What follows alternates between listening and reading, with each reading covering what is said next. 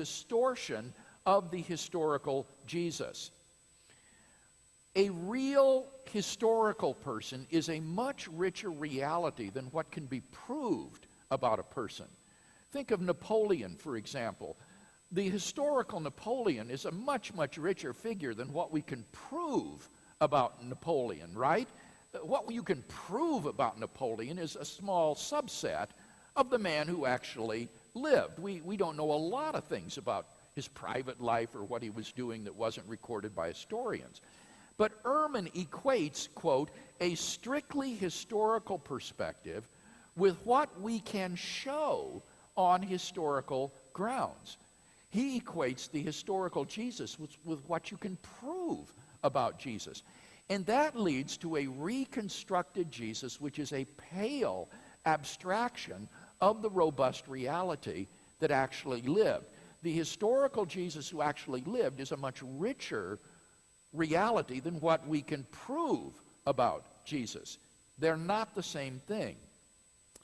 Now, the next major point I want to make is that the criteria, when properly used, show the reliability of traditions about Jesus, but Ehrman tries to use them negatively to show unreliability. He misuses the criteria.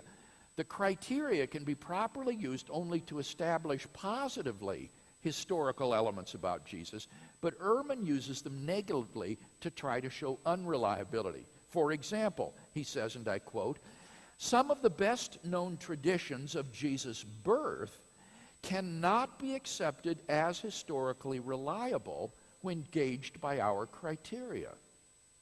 Some of the best known traditions of Jesus' birth cannot be accepted as historically reliable when gauged by our criteria. Notice that's a negative use of the criteria. But the criteria can't be used negatively to establish non-historicity. They can only be used positively to establish historicity.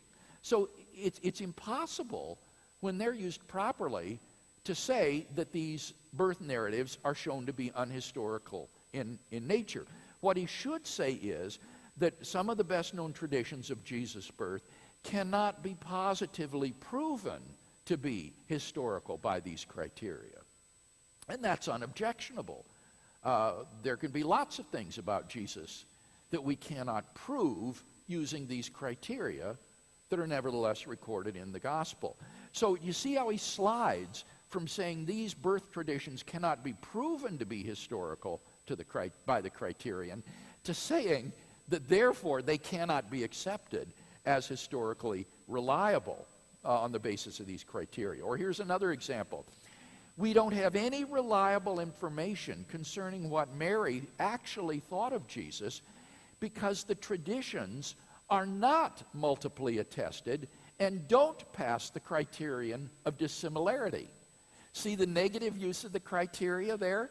Because they're not multiply attested, because they're not dissimilar, therefore, he says, none of this information is reliable that we have in the Gospels.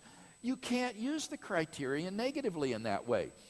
At best, the criteria could be used to establish positively reliable information about what Mary thought. But if the traditions are only singly attested or not dissimilar, then all you can say is, we can't prove these to be reliable. But that doesn't prove that they're unreliable. So this is just one illustration of this constant use or misuse by Bart Ehrman of the criteria in an illegitimate negative way. Now let's look more specifically at some of the specific criteria. First, the criterion of independent attestation. Let me give you some examples of his misuse of this criterion. He gives a study question, number 1, to his students. Pick 2 events, one provable, one not, by independent attestation. What is the difference in the evidence? Notice this is a misuse of the criterion because it's comparing 2 events rather than one event. The criterion only applies to one event, not to 2. And so it's a misuse of the criterion. Another example, he says, or rather he admits that the virgin birth passes the criterion of independent attestation. It's found in both Matthew and in Luke's gospel, and these are independent of each other. So the virgin birth passes the criterion of independent attestation, but Ehrman complains, well, it's not more widely attested, and therefore he denies its historicity. Well, that's misusing the criterion again. It is independently attested. That counts in favor of its historicity, and in any case, you can't use it negatively to deny historicity. Or again, the birth in Bethlehem passes the criterion of independent attestation. We have independent accounts in Matthew and Luke that Jesus was born in Bethlehem. But again, Ehrman complains about a lack of more sources and says there are secondary inconsistencies in the narrative, and therefore we can't know Jesus was born in Bethlehem, which is simply a failure to apply consistently the criterion of independent attestation.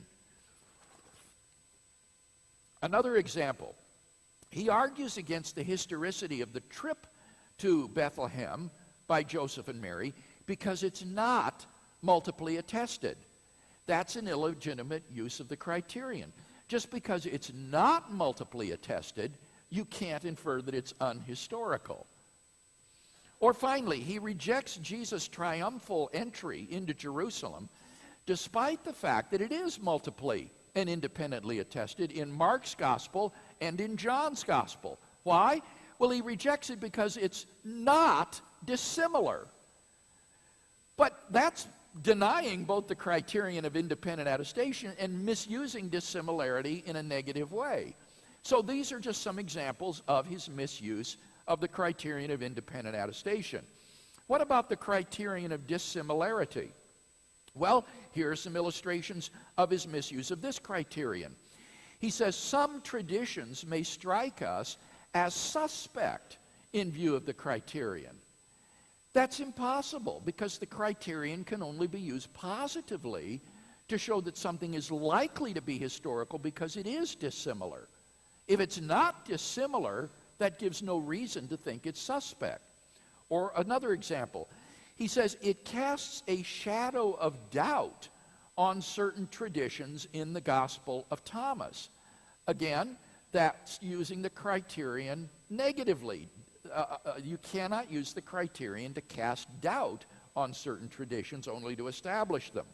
Another example, he says, sources for the virgin birth have a vested interest in the doctrine, and so it doesn't pass the criterion.